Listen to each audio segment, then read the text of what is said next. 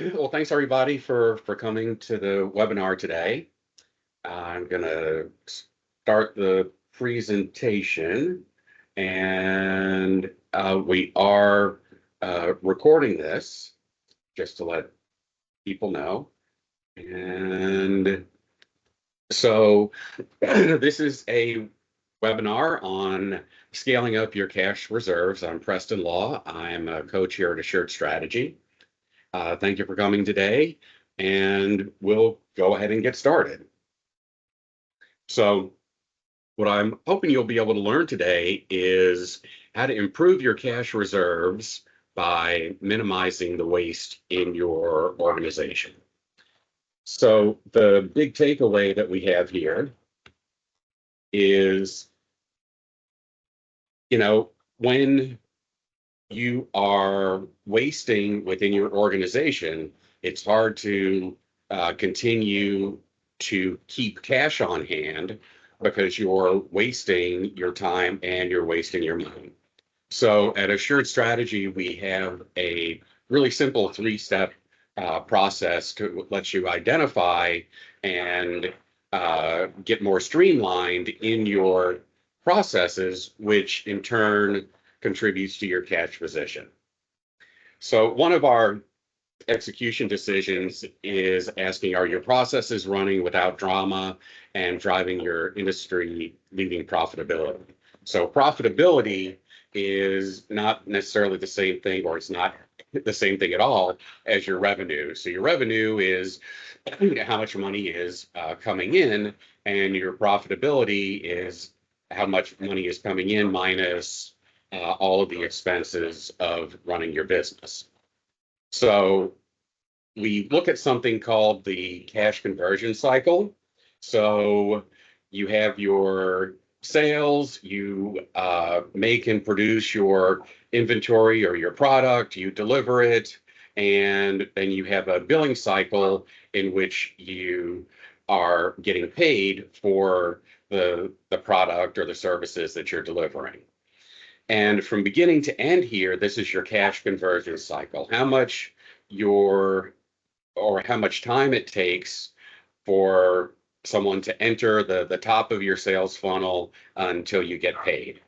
And the longer your cash conversion cycle, the less cash you have on hand during the interim of that cycle. So the more that you can compress this cycle, the more cash you'll wind up having on hand. And cash is really important, of course, to building your business. If you have cash on hand, you're able to pay your bills on time. If you have the cash on hand, you're not having sleepless nights. If you have the cash on hand, you can do things to grow your business rather than thinking about, gosh, I just got to get through the next week or the next payroll cycle to get my cash to just pay the bills. So there's multiple ways that you can improve this, and I'm going to really focus on two areas of this in the make and production of your inventory and how you deliver that inventory into the public. And in doing this, we also have this tool that aligns to the cash conversion cycle where, hey, we have growth, profitability, and liquidity. So your liquidity is your cash, how much cash on hand. And if you don't have that, it's hard to get to your profitability and your growth. But more so, if we look at this picture, the liquidity is the foundation on which your growth and profitability is based. Okay, so if you try to grow beyond the extent of that the liquidity allows you to, that's what we call growing yourself out of business. If you take too much profit out of the business, again, you don't have that liquidity within your business, you're pulling a lot of profit out. Again, you can just pull all of the money out of the business and you don't have any growth and then you don't have any liquidity, and that growing yourself out of the business or spending your profits on your things that are not important will also uh, put you out of business pretty quickly. And it breaks down the momentum, and eventually the whole triangle will converge on itself. So we have a tool here that we call the power of one. And in the power of one, we break down the things that we were seeing in the cash conversion cycle. Okay, if you look at it, you'll see, I'll just go back to the cash conversion cycle: sales, delivery, billing and payment, and your make, production, and inventory. Well, here it's broken down in a little bit different ways where you can look at if, okay, if I increase my price by a certain amount, the rate of change, what's that impact on my cash flow? And in turn, what's the impact on my operating profit? We could, increase prices, increase volume, but also in your cost of goods sold, the COGS, that's part of the bottom part of the cash conversion cycle, and your overhead. And again, these are things that if you can move the needle in any of these by just 1%, just a small change by 1%, doing the math, well, you're going to have a positive impact on your cash flow, in turn, a positive impact on your operating profit. And these small things that you think may be insignificant can really add up and get to your. Are you not able to see the PowerPoint? I No. just saw a message come up. No.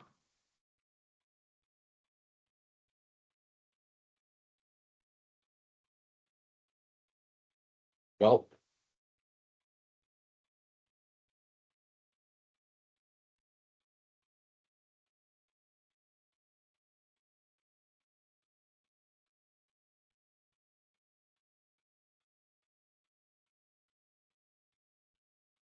can you see it now? Yes. Okay.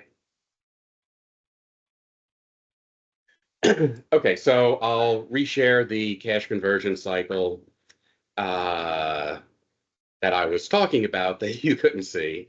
So I'll review this real quickly. The sales cycle, the make, production and industry in B, the delivery cycle C, and the billing and payment cycle D. And the triangle that I was talking about, with liquidity being the base, growth and profitability, the sides of the triangle, we want to make sure that your growth and profitability are supported by your liquidity and not pushing down on the liquidity of your organization. That brings me to where I was here in the Power of One tool, where in this tool, we fill out your cash flow, operating profit, and then look at, hey, if I increased, this is a kind of a what if tool, right? So if I increased my price by a certain amount, what would the impact on my cash flow and operating profit be? If I increased my volume, if I reduced my cost of goods sold, reduced my overhead, what would that do to my cash flow and my operating profit? Now, there are three things that you can do within that cash conversion cycle that would improve your cash flow, but it's not going to increase your operating profit, and that's reduction in your debtor days, reduction in stock days, and increasing your creditor days, like paying bills uh, at a net 30 or net 60 instead of as soon as they come in. And reducing your debtor days. That's reducing how long it takes you to get paid. So that's your accounts receivable and accounts payable, and then how many days you are keeping things in stock. There's a healthy amount of days for businesses, depending on what they are, to keep excuse me, to keep product in stock. And then there's an unhealthy amount. Uh, an unhealthy amount would be that, hey, we're keeping things in inventory 1-2 years. And then unhealthy would be, well, we're delaying shipment because we don't have things in stock. But I like to think of all of this coming down to time is money. Okay. And along those things that we looked at in the previous slide, I'll just go back to that for a second. We look at these, your cost of goods sold and overhead. Those are two areas that typically wind up being time. So if you were to do something, say, save 1 hour per day for a $50,000 a year person, okay, and you had 10 people in your business that was the average that you were paying them, that would add up to $65,000 a year that you would be saving by not interrupting their workflow. Okay, 1 hour a day doesn't seem like much, but every time someone's workflow is interrupted, it takes 20 to 30 minutes for them to get back to the level of productivity that they were before that.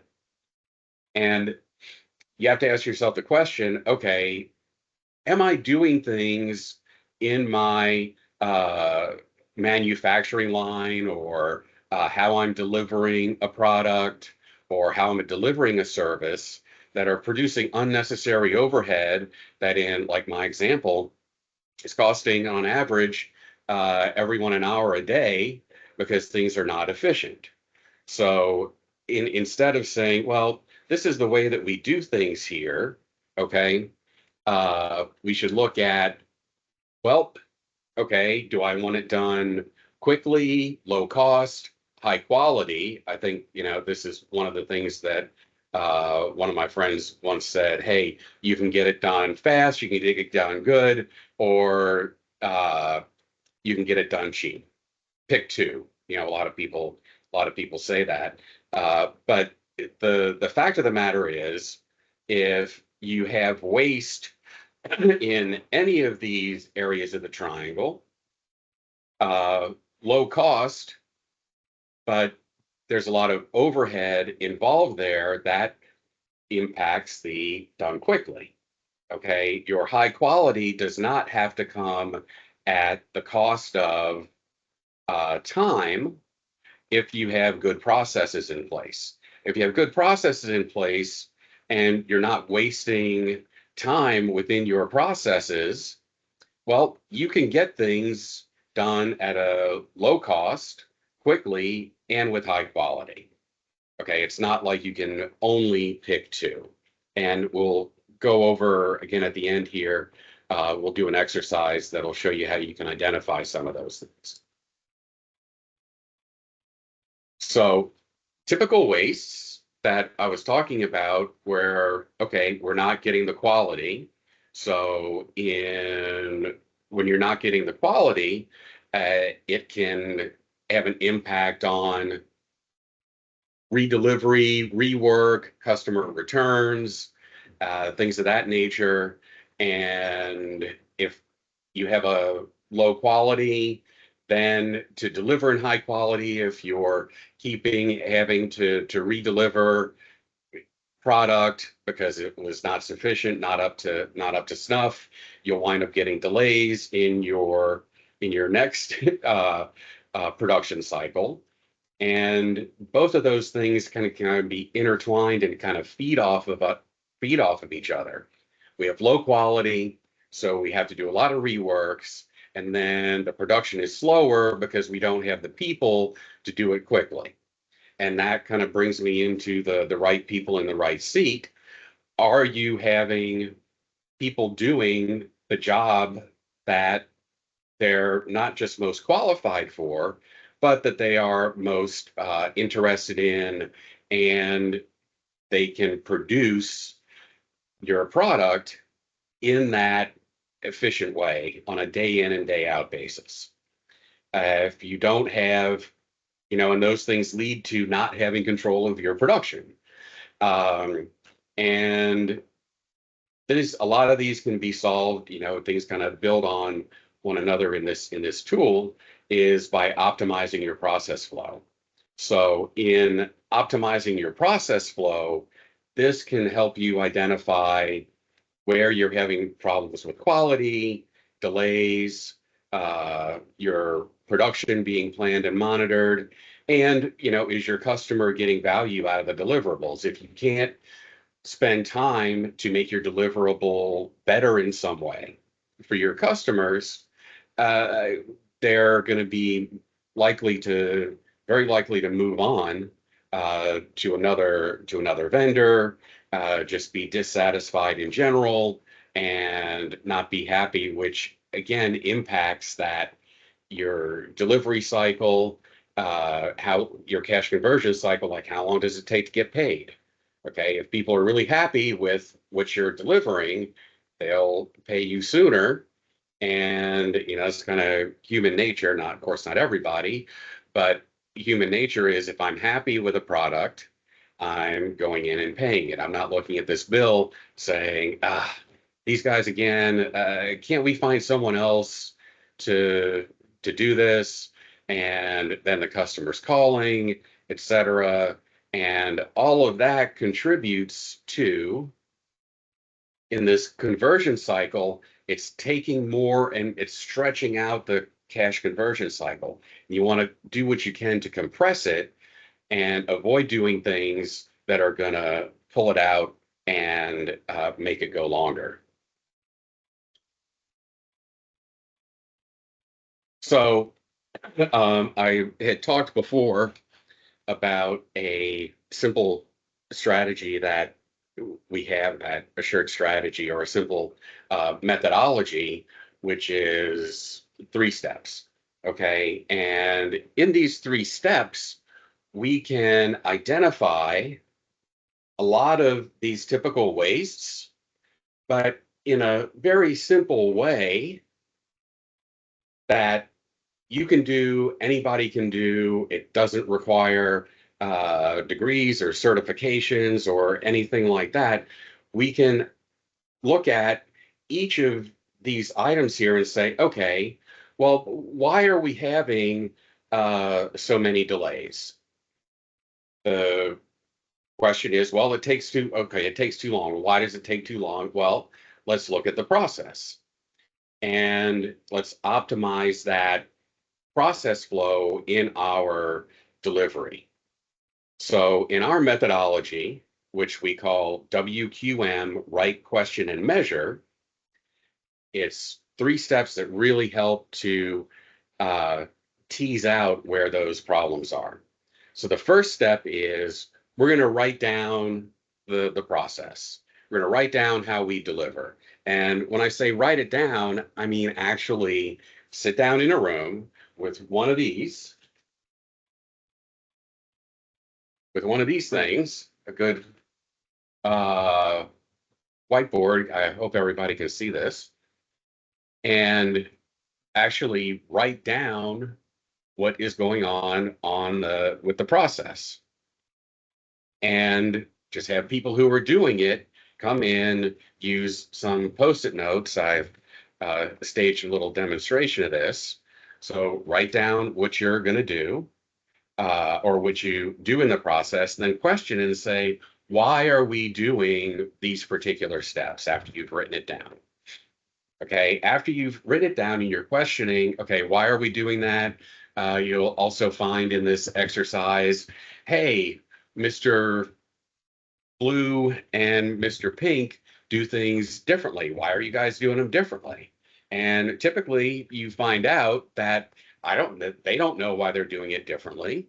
That's you could do it either way, doesn't really make a difference to them. But in the next step, it could make a big difference to the next person in line on who they're getting their their deliverable from in a multi-step process. That can cause slowdowns in your production line. And then the last step here is to measure. So we want to measure something after we're done. We're going to say, okay, we think that this thing that we've put together, that we've questioned, we made some adjustments, obviously, based on what we've questioned. And now we're going to measure to say, okay, was this a success or not? And in the measurement piece, okay, we're going to look at, well, are we decreasing a delay? Are we increasing our quality delivered? Are we putting people in different places and so on? So referring back to this tool is a great way to look at, well, what would be a good measurement for us to see if we got any better at, or by making the adjustments that we worked out during that question phase. So we call this the WQM for process improvement. So writing it down, you see in our example here, people have put together a flow chart of a process, and they may be asking some questions about it. So we want to write it down in the simplest way possible, and I am going to stop sharing so I can make sure I get this into a good place where you can see it. So I've put together 3 people that I'll call Mr. Pink, Mr. Yellow, and Mr. Teal, for lack of anything else. And what I've asked them to do is to put together an out of office process. Just as an example here, that's pretty quick to run through on the webinar. So the first thing we say in doing this is, okay, you're going to go out of office. This is the out of office process. What's the first thing that you're going to do? So the first thing this person said, hey, I'm going to tell my clients. The other person said, well, the first thing I'm going to do is I'm going to finish my to-do list. Then this other person said, I'm going to inform my customers. Okay. Then I said, well, what is the next step that you would do? Well, this one person here said, hey, I'm going to set my out of office. Person said, hey, I'm going to tell my team. And the next one is, I'm going to set my internal out of office. Okay, so that's the first step. Now, what's next? And then we can go through doing the rest of it here. Oh, I'm going to finish my work. I'm going to go through and I'm going to decline meetings. Then I'm going to review my schedule. I'm going to have one-to-ones with my team. And then while I'm away, I'm not going to do anything. But when I get back, I'm going to turn off my emails. I'm going to call my clients. And, oh, well, while I'm away, I'm going to review my daily reports. Okay, this person here, Mr. Teal, is while they're away, going to check emails, dial into meetings. When they get back, they're going to turn off their out of office. Let me move this up a little bit so that we can see them all.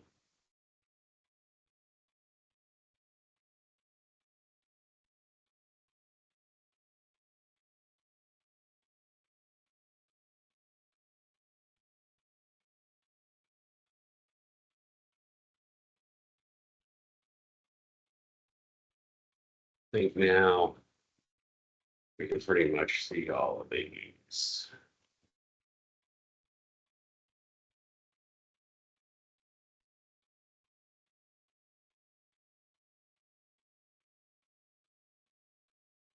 All right, while I'm away as well, I'm just gonna put this one same here, turn off my out of office, and I'm gonna contact my team while I'm away. And then Mr. Pink, before he leaves, assign their work, make sure that the fish tank is cleaned, have a team meeting, and nothing while I'm there, but I'm gonna do email cleanup when I get back and set up a new to-do list when I get back.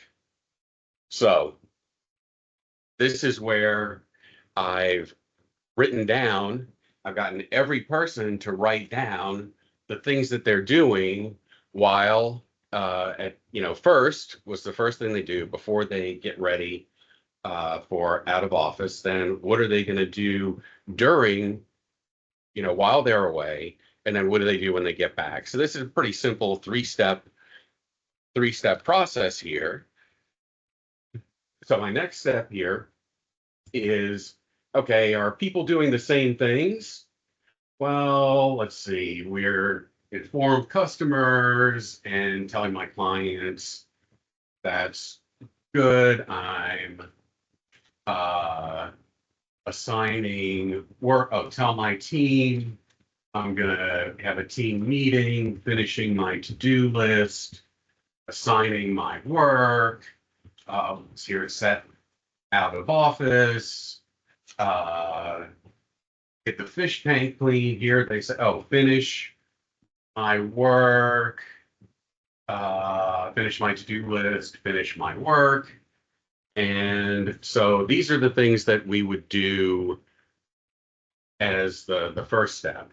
So I'm going to kind of draw a line here and say, okay, here are the things that we do now. I'm going to inform customers. Is that something that everybody does? Why are we doing this? Well, we want to make sure that our customers know that I'm going to be out of office and they're not surprised by an out of office notifications. Like, okay, this is good.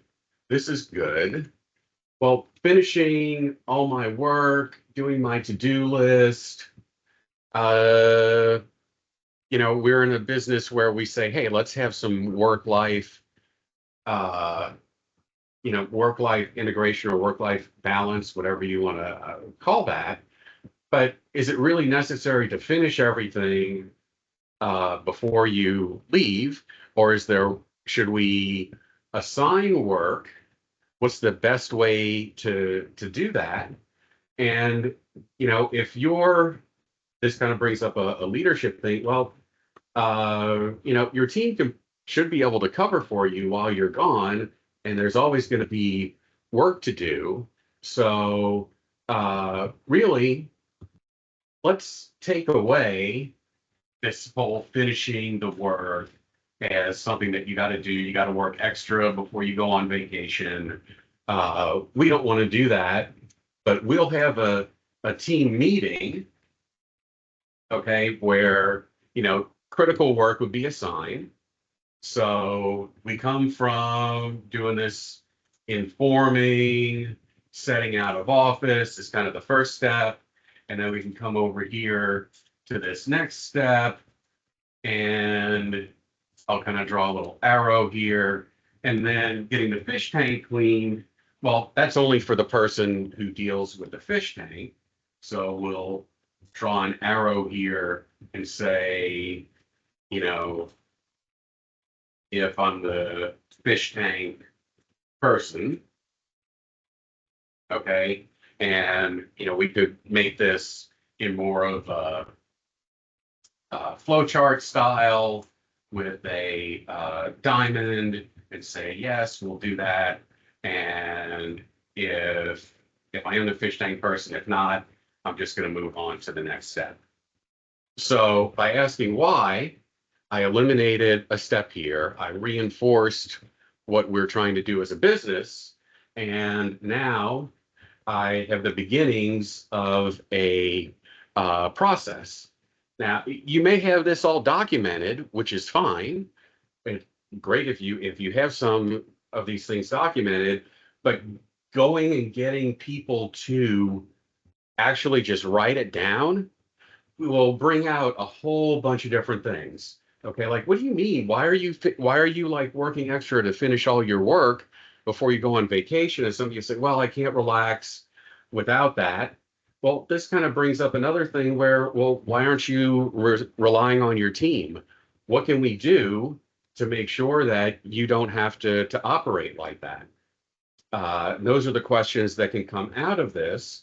But we've also seen that now I've eliminated some waste. Okay. I'm eliminating the waste of doing extra work to not be at work.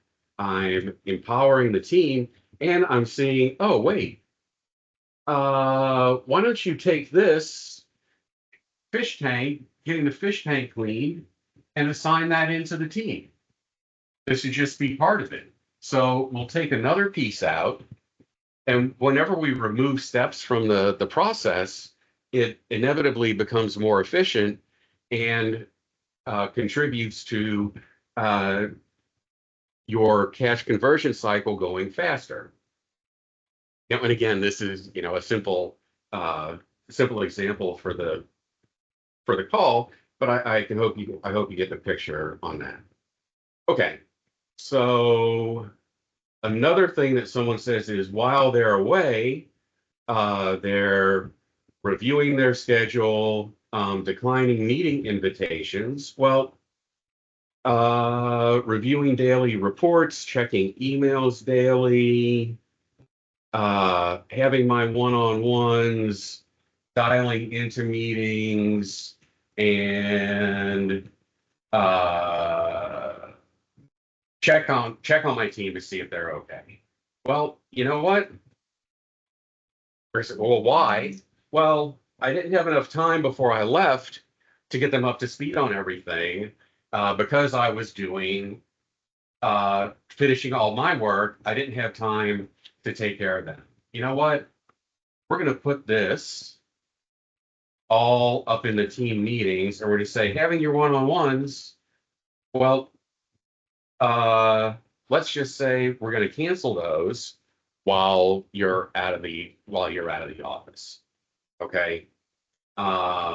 Declining my meeting invitations. You know what? Did you know you can set that up to automatically decline through your out of office? Oh, okay.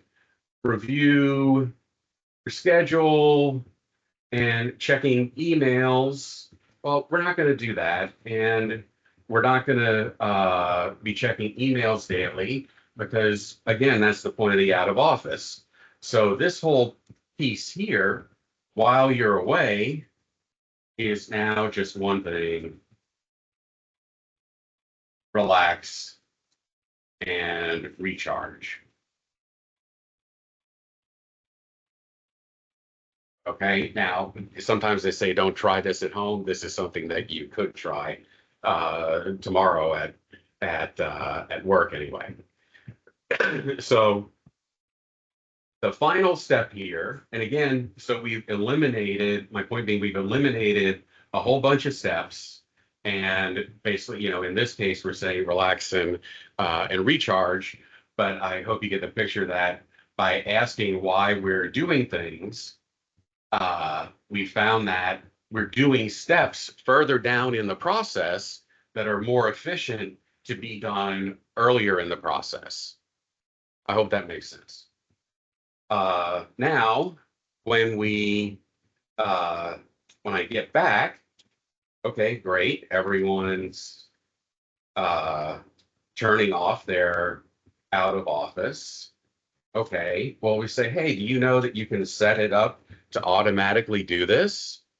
Okay, so another step is not required. So I'm gonna call my clients. So somebody asks, well, why do you call your clients? Well, I want to make sure that everything went okay.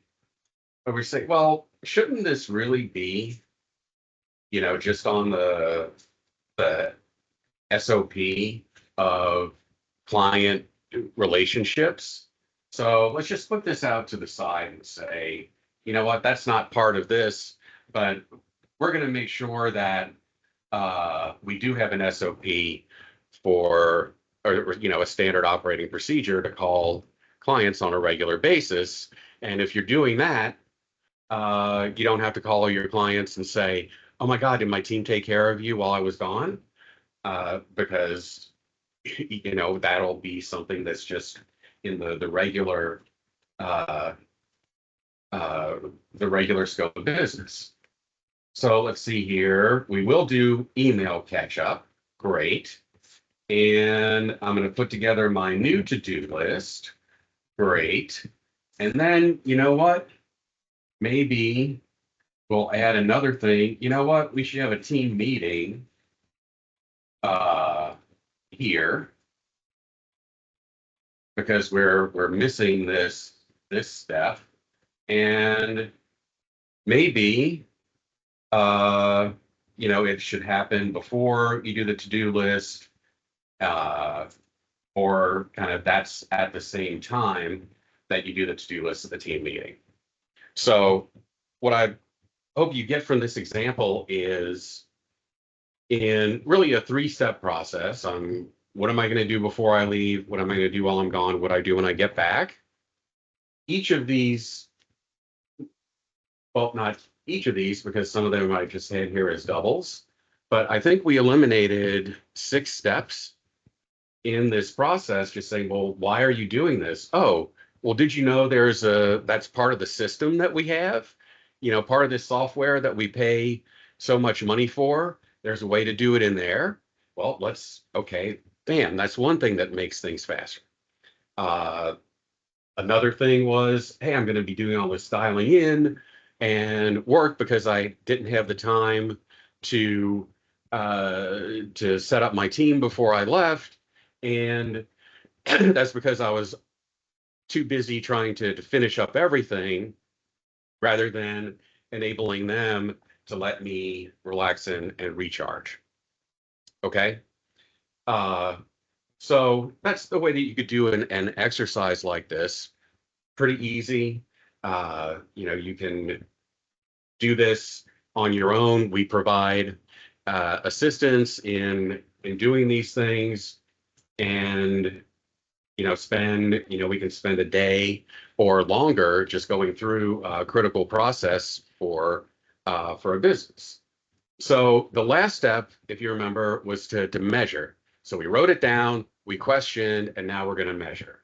So in this example, we say, well, what we figured is if we can increase this box in the middle, okay, that's going to be the key thing that's going to reduce our stress. In this case, I'll call the reduction of stress the compression of the cash conversion cycle.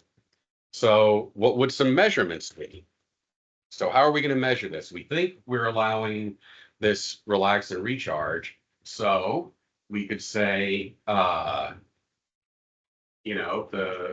number of calls that were made to the person while they were out. Okay. The email checks could be another thing. So, I want to have through the measurements, 1 or 2 simple measurements and keep them simple. Okay. You don't have to have a whole lot of complicated measurements.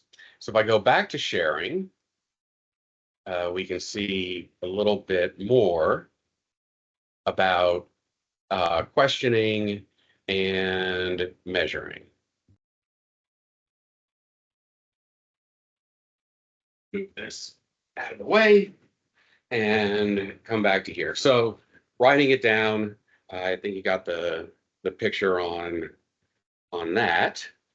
So the next thing is questioning. Well, if you remember, some of the questions I asked were why, when, why do you do that? Who are you doing that for? What are you actually trying to accomplish? And when does that need to happen? If you remember, we took some of the things and we moved them higher up in the process and combined them. These are, standard questions to ask through every step of the process. Measuring. Okay, we said, well, number of calls, number of email checks, a number of something is good. And look, just use tick marks, keep track of it that way. Very simple, very, very easy to do, doesn't require a big system to be in place.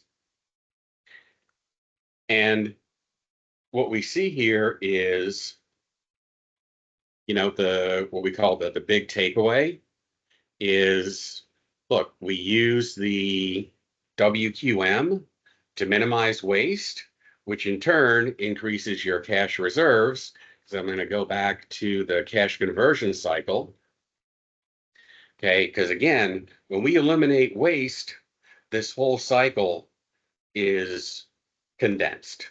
The more this cycle is condensed, the more you can have your liquidity, have more liquidity, which gives you a great foundation for growth and profitability. So all these things are connected, and I hope that has been clear and that you have a good idea of how to use the WQM methodology to minimize your waste and increase your cash reserves. So I am offering, for people who are here, a free business process gap assessment. And the gap assessment really I'll do an interview with a number of people at the business and identify where there are gaps that could possibly be areas of waste that you can look at. I'll provide a one-page report that, hey, here are the gaps that we've identified, recommended actions, and this is what you can use to start a WQM right question measure exercise. Just create some things from scratch, implement third party applications, whatever that recommended action might be. So it could be some of all of those is what you could expect in that gap assessment. So I'll see if anyone has any questions at this point.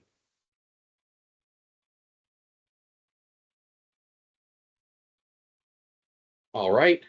Well, we also have some workshops coming up and webinars that are other Assured Strategy events. So if you're interested, go ahead and sign up for those. And otherwise, we will hope to see you soon. Thank you.